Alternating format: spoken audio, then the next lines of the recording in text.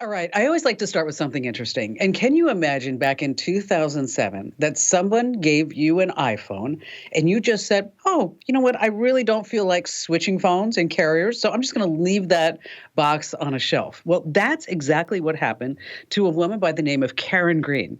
She got a new job back in 2007, and her friends came together and said, oh, this is so great. You got a new job, and we're going to give you a brand new iPhone. Well, she's like, I don't want to switch. I just got a new iPhone. So as time went on, she realized that the iPhone that she had was actually a collector's item. And she was right. So she put it up for auction. She thought, well, maybe I'll make like $5,000. Maybe I'll make $7,000 on this new iPhone that was unboxed, which, by the way, who would ever do that? I have no idea who that person is. But anyway, it went to auction. And she got $63,000. Oh, Whoa, man. Yes, 63 grand. That's 100 times its original cost of $600. So meanwhile, in other auction news, I don't know what we're going to do about this, but Shakespeare's original pencils are now going up for auction. They found them. Whoa. But the problem is that he chewed on the pencils, and nobody can tell if it's a to be or not to be. Oh, I'm so sorry. So sorry. I had to go there. That's right. Hey, I'm so thrilled that you're joining us here for Kim Komando Today. It's the Friday podcast of Kim Komando Today. Monday through Thursday, it's a little bit different. On Fridays, we have the wonderful folks joining us from Komando.com. And if you're a brand new listener, we're so glad that you're here. And if you're a regular listener, hey, welcome back. And we always want to get your feedback. You can send us an email to podcasts@Komando.com. Once again, that's podcasts@Komando.com. Oh, and this is fun. You can also watch us do the podcast, Kim Komando Today on Friday. Where do you do that? Yes, you go to youtube.com/Kim Komando. That's youtube.com/Kim Komando. And make sure that you subscribe to our YouTube channel, because this way, every time a new video drops, whether it's all of us or just something new, is that you automatically get notified. So that's youtube.com/Kim Komando. All right, joining us here on Kim Komando Today on Friday, of course, we have our amazing content queen, Allie Seligman. And Allie, what pearls of wisdom are you going to impart upon all of us today? We are going to talk about authenticator apps and why it might be a better idea for you than getting those text codes. I'm also going to share a handy little phone screenshot tip that I guarantee it, you're going to use it, we'll say once a week. At least once a week. At least once a week. And then, of course, we have our magnificent millennial and our very own internet scout, Matthew Heffel. Oh, share with us, pray tell. Tell us what you're going to share with all of us. Well, the browser wars are heating up again, and they are not pulling their punches, as well as a handy Gmail tip that allows you to clean it all out. And BuzzFeed is using AI now, so that's interesting. Ooh, maybe they're going to make a comeback. You think? Oh, yeah, totally. Save them? You really? Okay. All right. Let's start with the news. These are some important tech developments to keep you in the know. And do you buy any supplements on Amazon? Do either of you buy supplements on Amazon? No. I try not to. Now and again, I do if it's a brand I know, but I don't like to. Yeah. And precisely for this reason. Yes, exactly. All right. So there are thousands and thousands of 5-star reviews for horny goat weed. That's right. Horny goat weed. Okay. You don't have to look it up because I did it for you. And horny goat weed does exactly what you think that it does. And so it's not just horny goat weed. There's a big scandal going on in the supplement world over on Amazon. So look in your bathroom cabinet. Do you have a little green bottle from Nature's Bounty? I do. And I was like, whoa, what's going on with this? There's vitamin C. I take their apple cider vinegar gummies, which are really great. The brand is actually owned by the Bountiful Company. And now if you do a little research with that, Nestle owns the Bountiful. Nestle, the big company, right? And they've been fined by the FTC $600,000 for review hijacking over on Amazon.com. Now, review hijacking works like this. One, a seller hijacks reviews from a well-performing product and then merges them with another one. And then both products then share that average star rating. And then they get these fancy titles over on Amazon. You've seen them like, oh, bestseller. Or how about this? Amazon's Choice. And you're like, oh, Amazon's Choice. That must be really good. Okay, so there are 10,000 reviews for a bottle of horny goat weed. Now, I'm not saying that it doesn't work. I don't know anything about it. But here's what's happening is that they're lumping all those reviews with other reviews of zinc, melatonin, vitamin E, maybe even some supplements for optic nerves, whatever it may be. So they bundle it all together. So it looks like that all these Nature's Blend are getting like these fabulous reviews, and all these other ones, they're just not worth anything. So the bottom line here is that you can't trust, would you believe, online reviews. Yikes. Amazon's Choice, number one. ReviewMate and FakeSpot, they have browser plugins that can help you spot those fake reviews.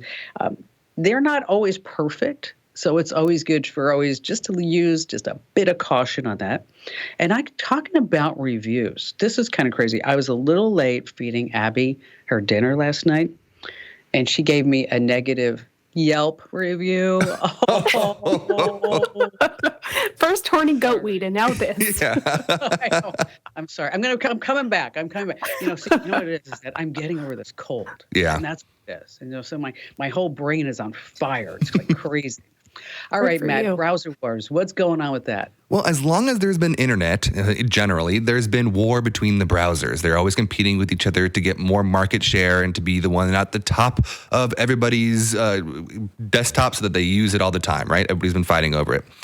Well, it's kind of started again, but before I get into that, I wanted to talk about the history of browser wars really briefly. So the first one is generally thought of to be two major browser wars. The first one started in 1995 and lasted till 2001. This was between Netscape Navigator and Internet Explorer. Now, we all know what ended up happening. I forgot about that. Internet Explorer ended up doing, Microsoft did some shady stuff and basically took out Netscape Navigator. They were then bought by AOL, eventually taken over by Firefox, right? So we know that what happened. Netscape. In 2001, Internet Explorer had 96% of the market share of browsers. That's Whoa. insane. Wow. The Yeah. next big war was from 2004 to 2017. This is the one that we all think of. This is when we saw the rise of Firefox, Safari, Google Chrome, Opera, all those other ones that we can think of. They all kind of came into the mix, and they all started competing and trying to jostle for that position. Well, it's generally thought of that at the end of all this, Google Chrome came out on top. As of 2017, they had 60% of the market share. It was a foregone conclusion. Google Chrome was the big bad, right? Well, with third gen coming in now and all the different changes with AI tech and ChatGPT and all this stuff, these other browsers are starting to kind of fight back and starting to try to claw their way back to the top and take a little bit away from Google Chrome. So I thought I'd go through a couple of things that are happening and what is exactly happening in this third big browser war. So the first thing that happened was Opera. Yes, Opera, the tiny little browser that has less than 1% of the market share, got a contract with ChatGPT and is integrating it into their browser. And so they're hoping that this will help this little tiny browser that very few people use kind of claw their way back, get some of that more attention from that. Another Okay, thing. before you move on, Yeah. Matt, I want you to say that whole line Okay. as if you were singing an opera. Okay, give us a line about opera and the browser wars. Opera, the small, tiny 1%, only has 1% of the market share, is getting ChatGPT Beautiful. integration. There we go. It's like we're at the That's theater. actually pretty darn good. That's Thanks. good. That was You know what? good. A hidden talent. We didn't know you had that talent. I'm a baritone. It's not a big deal. Good. All right. Another one is Microsoft Edge. Now, they only have a little less than 11% currently of the market share, but that fluctuates over time. But that's generally where it is. They also, we all talked about how recently they have used ChatGPT in their Bing, also owned by Microsoft. And so they'll be integrating that into Edge as well. But that's not the biggest story. This is fascinating. So if you ever buy a normal PC, a Microsoft product, it always comes with Microsoft Edge already downloaded on it, right? Well, when you Fully use baked in. Microsoft Edge to go and download Google Chrome now, there's now a big banner ad for Microsoft Edge on the page where you download Google Chrome. So that's a big punch that Microsoft is using. So it's definitely heating up. Finally, I do have to talk a little bit about Google Chrome. A lot of people that are holdouts, Allie, to using Google Chrome say that it slows down their PC or it crashes. And I think it's because, well, they have admitted it's because a lot of tabs open at the top, Allie, eat up all your memory and slow down your PC. And so He's talking to you, Allie. I think no. He's just talking to you, Yeah, Allie. that's me. I wasn't mentioning It's actually every Allie. I'm not has the talking same about problem. any Allie specifically, just all Allies generally is what I'm talking about. Yes, we know. In the latest update, all those browsers that are at the top that slow down your PC, they've made it where instead of them running in the background, they quote unquote close, but they're not really gone. So as soon as you reopen or click back in a browser, it reinstates that motion. So it allows it to speed it up and helps Google Chrome run a little bit faster. So we'll see how this kind of war pans out. We're just at the beginning of it, and we'll see who's going to come out on top. Probably Google Chrome, but you never know. And here's what's happening.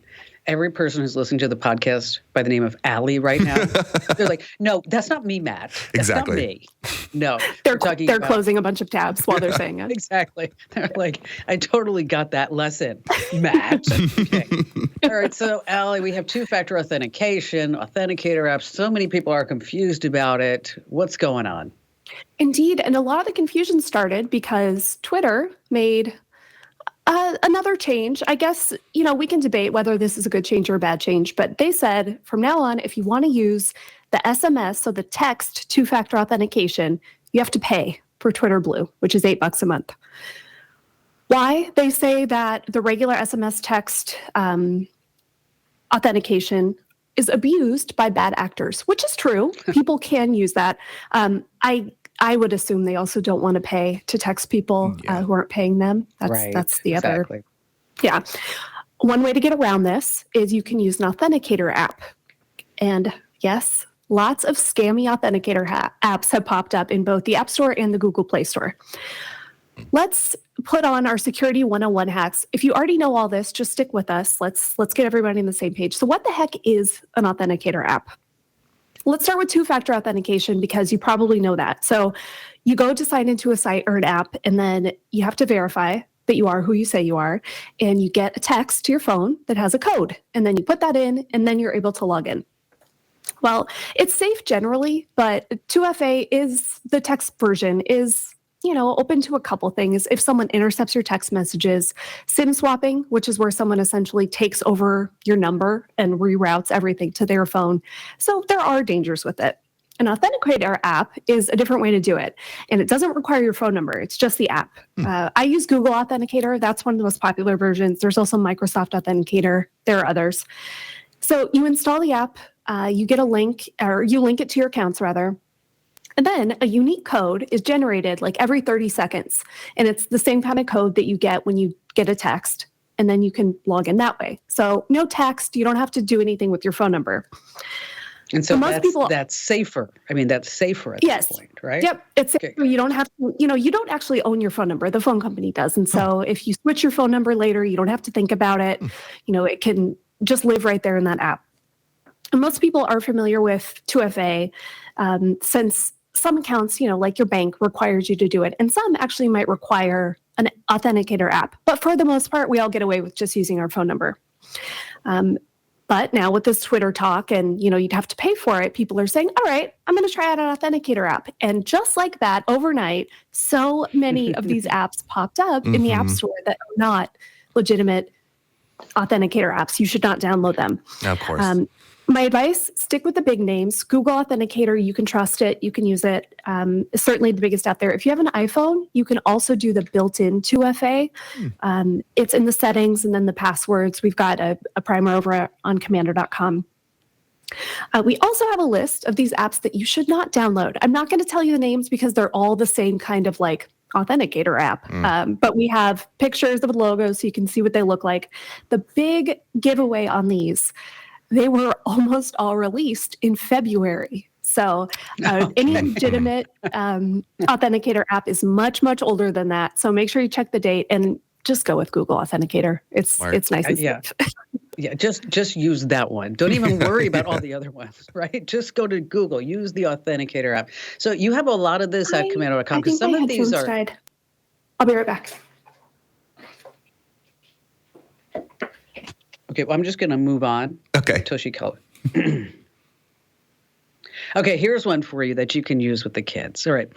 Speaking of malware and viruses, if you're working from home on a laptop or PC, you have to make sure that you always wear gloves and a face mask.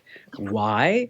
Because you don't want to catch one of those computer viruses. Oh, I know. Hey, listen. Hey, tell a few friends about our podcast. This way they can all be tech smart too, and we all love smart friends, right? So be sure that you do that. Hey, coming up, sit your butt right there. Don't move, because we're going to show you how you can spice up your video meetings with a 360-degree video. Matt has the way to tidy up that filthy inbox that we just know that you have. And Allie has a cool way of taking screenshots from your phone. You don't want to miss these here with Kim Komando today.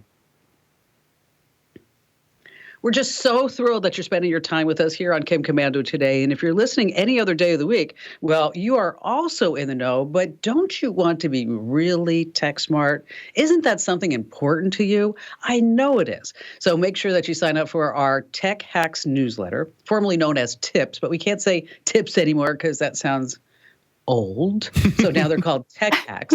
So go to Komando.com/get free tips. Yeah, we still have that in the URL for some reason. Komando.com/subscribe. That's easiest. Komando.com/subscribe and get our free newsletters. 100% free. You can unsubscribe anytime. Not that you'd want to, but again, that's Komando.com/subscribe. All right, I'm going to go first with some great tips, because these are like party tricks that you want to show your family members and friends. So if you are still trapped in your home office on a video meeting, but secretly wishing you were in a galaxy far, far away, or maybe in one of those over-the-water huts in Bora Bora, which, by the way, I've done that. So beautiful, cool. Amazing. Or your home office is a mess. Okay. I don't know if you remember this video call, Allie, but you and I were on the call. We're not going to call the person out. But he was in his garage, that's where he set up his home office. And he had like bikes and crap and just stuff. But the worst was right next to his desk was the blue and green big trash cans. And it was during. He was doing his best. I know. And whenever we're on these calls, Matt, is that what happens is that I will text Allie, like, check out this guy's trash can. You see this? So then she looks at the camera and goes, like, I can't laugh. Trying to hide her laughter. I know. It's so funny. Anyway, moving on. Google Meet has just unveiled their latest video call feature. I'm totally going to try this. 360 virtual backgrounds. And it's available for both iOS and Android devices.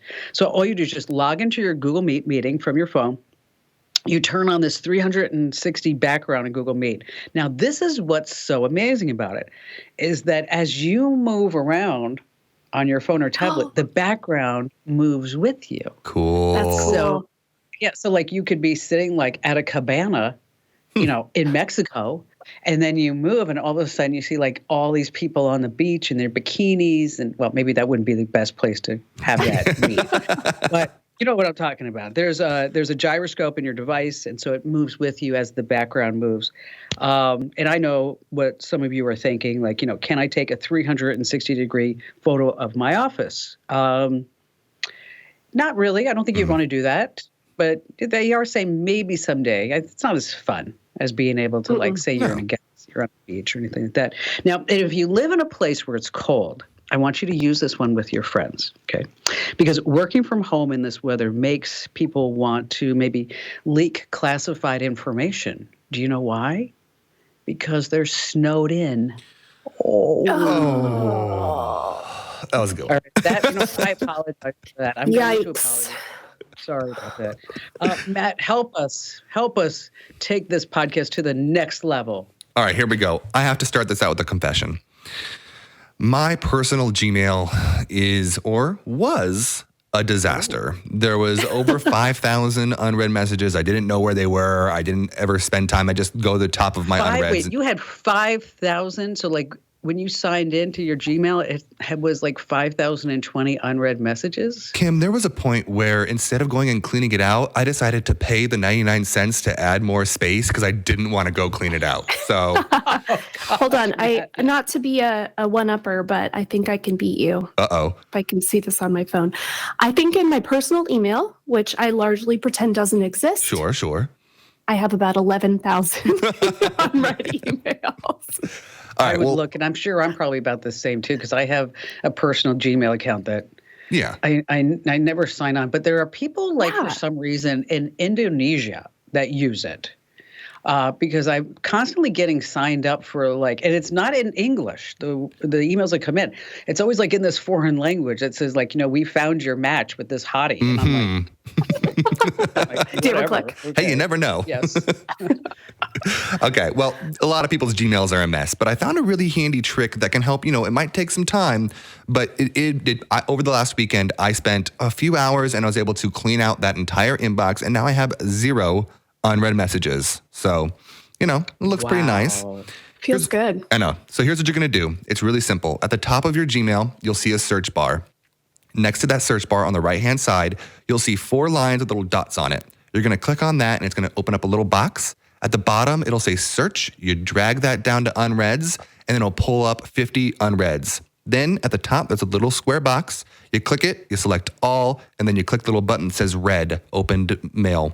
You click that, and it opens all of the unread. So that way you have all of those at once. I had 2 in my work email that I didn't know where they were. I had 2 unread emails for 2 years. And I didn't know how far back they were. I didn't know where they were. So I used this morning, was able to find those 2 unreads. Now my work email also says 0 unread messages. So that's why you never replied to my email. Exactly. I was just going to say the same thing. He never replied to my email. I was offering you this promotion. One from you, one from me.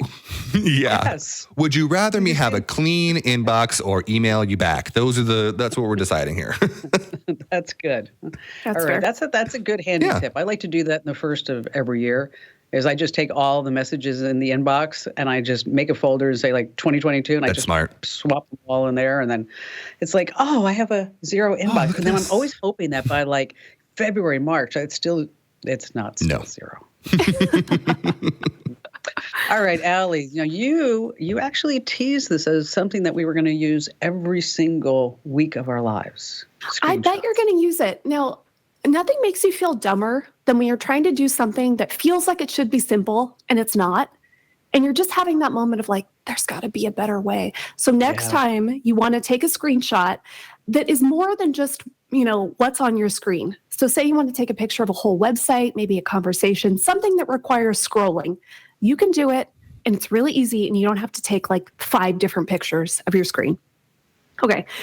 On an Android, you're starting this the same way you do any screenshot, right? So you push the power and the down volume button, and at the bottom, you'll see some options. On my Pixel, it says capture more, and then your whole phone will kind of zoom out. You'll see everything that's on the screen, and you can drag the little slider to say, I just want this part, or I want the whole thing. On an iPhone, same thing basically. You're going to press power and volume up, how you normally do a screenshot, and then you tap that little thumbnail that pops up in the corner, and then there's an option that says full page. So you hit that, and then you can do the same thing. You can pick on the slider if you want the whole entire thing or just most of it, and then you're done. Well, that's nice. And a screenshot of everything without, another one. Yeah. And then you try to figure out how do I put them all together? Exactly. Oof. Yes. Yep, you can do it all in one go. We also have steps over on Komando.com if you want to do this on your computer. There's some handy plugins. There are ways you can do it just right in your browser too. And that's always a nice thing. Again, say you're trying to take a picture of an entire website. You don't have to zoom out to 1% to do it. You can actually just do the whole thing at high quality. I can't read the text anymore. Gosh.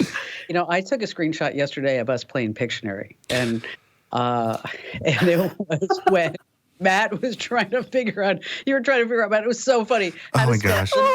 Limousine. And I could not for the life of me. And it was 4 seconds left. I went over to Google and tried to type in limousine, and Google didn't even know what I was trying to type. Well, I like the best There's one no was I like. Z in limousine. Yes, as I was just going to say, Allie, it was Limzisean, Limishon or something Limashon. like that.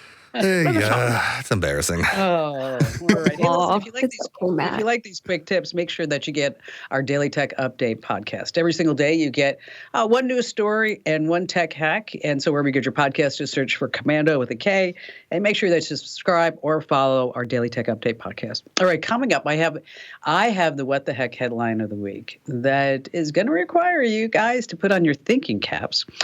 Matt has what the internet is buzzing about, and then Allie has a great way to make money. And Matt, you're on joke duty, right? I am. It's a good one. I promise. It's a good one. Ooh. I've told it You to got some multiple making up to people do. today, and there was at least 3 people that said it was good. So, That's true, Allie. He does have to make up for that really bad joke. I do. 2 weeks ago. All right, so stay right where you are. Hey, it's Kim Komando today, and just a quick reminder that you can watch us and laugh along over at youtube.com/Kim Komando. It's so fun. You can find us once again at youtube.com/Kim Komando. You can watch us do Kim Komando today every single Friday. So just subscribe to the channel. So this way you make sure that you get a notification whenever we drop new videos over there. All right, our What the Heck headline of the week. I don't know if you guys saw this. 5th grade students' exam question has left adults on the internet stumped. Oh no, Remember that whole thing? So stupid. Yes. Are you smarter than a 5th grader? Remember that? No. Okay, so now Mhm. it's back. It was on Reddit. That's where it started. A sibling was left scratching his head at the younger brother's 5th math test. And so the question went to Reddit and said, okay, can you help us figure this out? So I want you to pay attention. If you want to take notes, you can do that alone. Klein read 30 pages of a book on Monday and 1/8 of the book on Tuesday. Aw. You can't groan yet, Al. Come on. As soon as math starts. Aw. Klein read 30 pages of a book on Monday, 1/8 of the book on Tuesday.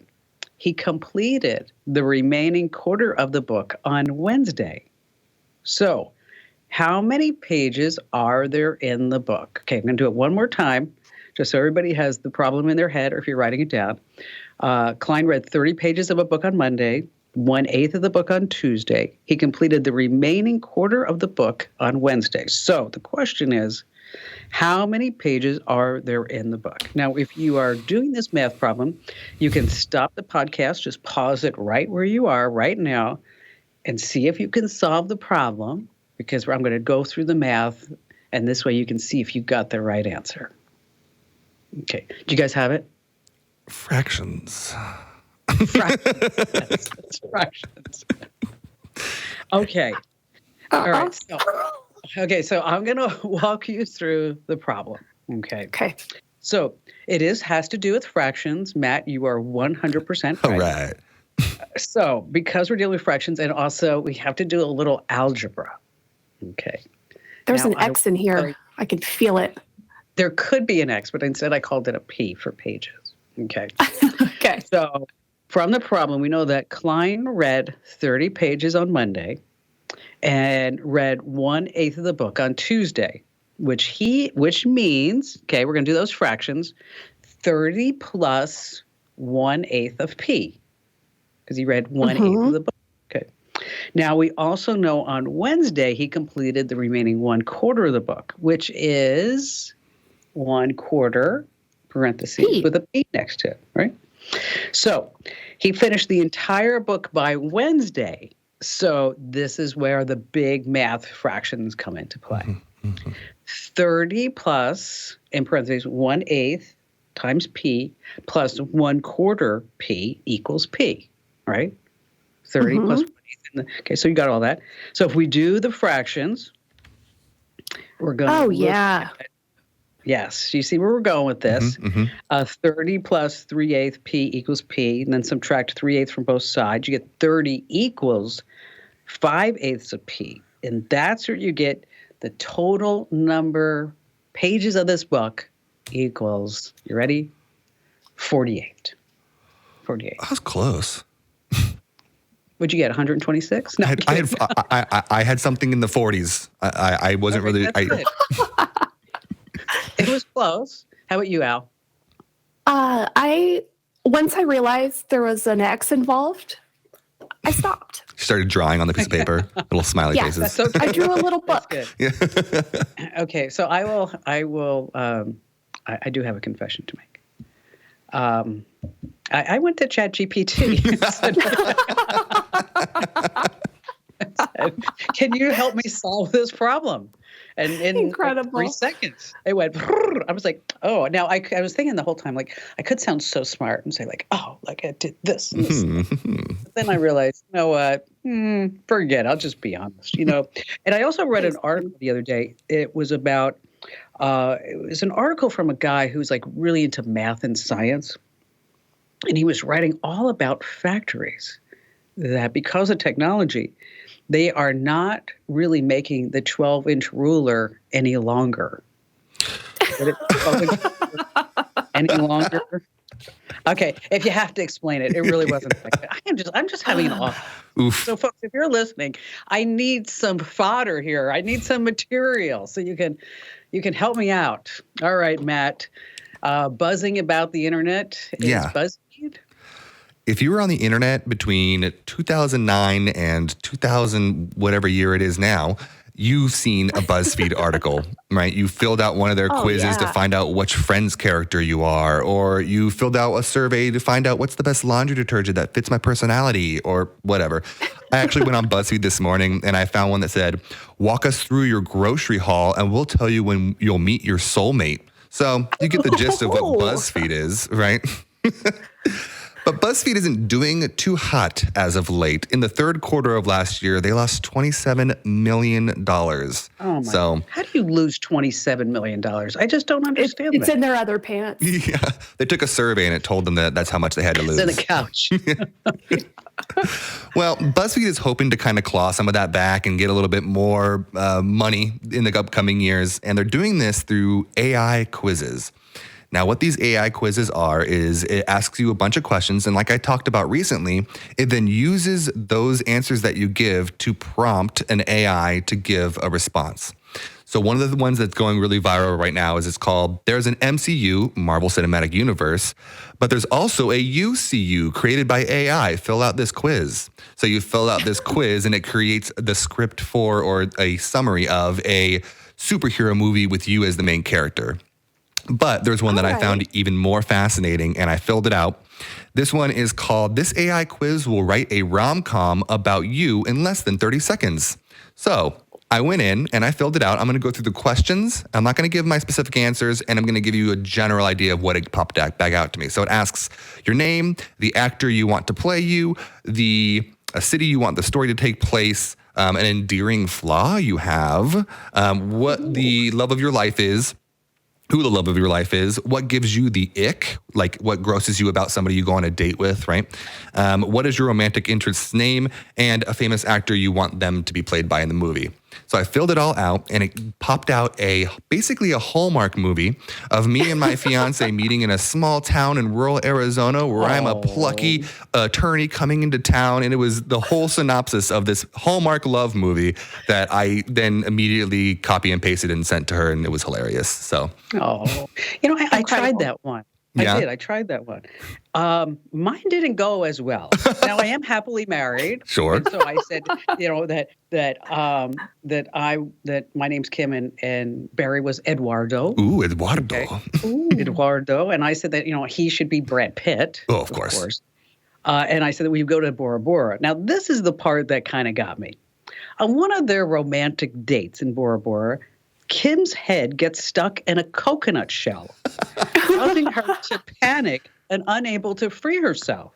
Well, Eduardo rushes to her rescue, carrying her to shore with this coconut shell stuck on her head, and gently pries it off of her head, and they discover each other's eyes, and they make a warm embrace. I'm surprised he wasn't had one of those silk white shirts on and long blonde flowing hair in the wind, horseback. Fabio? Are you thinking of Fabio? I think I might be. Yeah, I know. But I mean, who gets a coconut shell stuck on their head? Okay, really? Have you ever heard or seen that happening? I haven't. Are coconut shells even big enough to get it stuck on your head? No, I don't think know. so. No. I don't think so. That's kind of weird. There is a guy that is using ChatGPT to answer tech questions on his website. And I was thinking like, wow, that might be something that we should do, right? Until I realized in the second paragraph about it that the guy's going broke because every time that somebody goes to his website and asks a question, that it costs anywhere between 5 and 20 cents. So, wow, isn't that crazy? So I'm just wondering how much BuzzFeed is paying. That's a really good question. If they spend too much money on this, then they're going to lose $29 million next year. So we'll see. I mean, I don't know a lot of people that still use BuzzFeed quizzes to find out which Harry Potter house they're in, but people still use it. Because we already know what house we're in. Of course, we all found out in 2012 collectively. A long time ago. Hey, listen, if you're not already following us on social media, we are at Kim Komando everywhere. And let me tell you, I've been spending a lot of time on our Instagram account. And I ran across a TikTok account that is from North Korea. And people are actually on this North Korean TikTok saying like, oh, isn't life wonderful in North Korea? And look at this. Anyway, it's totally propaganda. Yeah. So I posted one of these TikTok videos on my Instagram, and the responses are, and I said, just tell me in the comments, like the one word that comes into play. And it is very, very eerie. I mean, just that there's like nobody on the streets, no cars. And if you haven't seen it, there's a guy like being like the traffic cop in the middle, even though everything's like, it's really kind of crazy. All right, coming up, online surveys. Maybe they're not worth the return. Wrong. Allie's got some sites that actually pay bank. And Matt has the joke that he promises that we are going to laugh at, so you don't want to leave us now. Hey, it's Kim Comedo today. It's our Friday podcast. And just do us a favor, give us a nice 5-star review because that helps more people find our podcast. And once again, just a great 5-star review. If you want to say some good words about us, that always makes us feel so warm and friendly too. And this is part of the podcast where Allie likes to tell us how to make some money. So, Allie, anytime somebody calls the show and they say, how can I make money with online surveys? I always caution them that you're probably just going to get a few gift cards, but that seems to be changing, right? Yes, and we will get to that. Sometimes it is a gift card, but you might get a big gift card. So let's go through some of the options. There are lots of popular sites that you might know the names of. Survey Junkie comes to mind. Now, if you are a diehard on Survey Junkie, you're doing all the surveys that you can, you're probably only going to make like $40 a month. So it's not much, right? But there are some that will actually pay you. A lot of these are based on your expertise. So they're going to want to know, what do you do for a living? What are you an expert on? Or they just care about maybe your position in life. Maybe you just bought a house or you're really into health and fitness. So these ones are, you have to apply. So you can't just sign up for an account and you immediately can take a million surveys. You do have to apply for these, but they pay so much better. I went and found some. Now, I have to admit, I haven't been able to do any yet because, again, you have to apply, and most of mine haven't started yet. But if I do, I'll give everybody an update because I'm hoping to get myself some cash. Yeah. All right. First one. User interviews, which is userinterviews.com. You can make $50 to $100 an hour on this one. Whoa. Seriously. No way. Really? Yes. Yeah. Yeah. It's pretty crazy. One more caveat for these. So if you're thinking about, okay, I take an online survey, what does that mean? I just fill out a couple questions online. A lot of these, the ones that actually pay more money, these are in place of in-person kind of focus groups. So you might have to sit at your computer in front of your webcam, be part of a meeting one-on-one or with other people. So there is some time commitment. You can't just buzz through a survey in 5 minutes, but hey, if you're making like $250 for an hour and a half, sure, that's pretty good. Yeah. Another popular one is Respondent. That's respondent.io. You don't have to remember these because we're going to write something up on the site after I've had a chance to do some of these surveys. They do consumer research studies. Again, the average is about $100 an hour, but depending on your expertise or what you do, you can make a lot more. If you're a business owner, $500 an hour is the average. If you're, like a higher level executive at a company, $700 an hour. I send and Barry over there, make some money. right? Come on, Barry, Yeah. earn your keep. So Yes. yeah, some of these sites they do make you can make quite a bit of money. Sometimes, yes, they do pay out in gift cards, but you can usually get Amazon or even a Visa gift card, which for all intents and purposes is as good as cash. Yeah. So if you just want a little fun money, it's a good place to go. So you're going to put a whole list of these up on the site? Yep, This is going to be a big topic, I think so too. And speaking of surveys, I don't know why I think this way, but for some reason we had the news on and they did one of those commercials for some type of medicine that will do this, this, and this. Mm-hmm. And they always have all those disclaimers, like, could cause cancer or this or whatever. And for some reason, I was watching it and they said 4 out of 5 people will suffer from diarrhea taking this medicine. And I thought, like, does one dude like it? I mean, what's going on with that?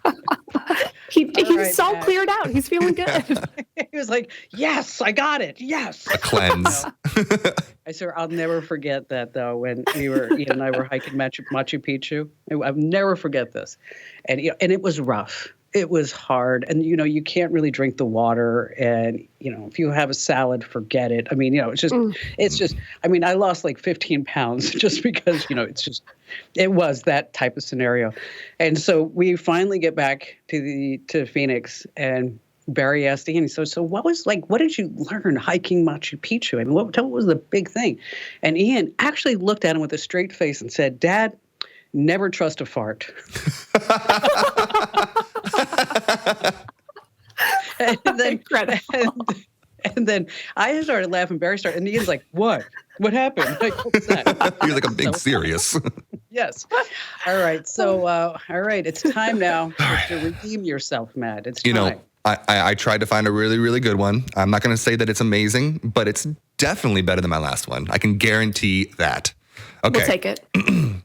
A guy is in prison for the very first time. On his first night, a few minutes after lights out, his cellmate moves closer to the bar cell doors.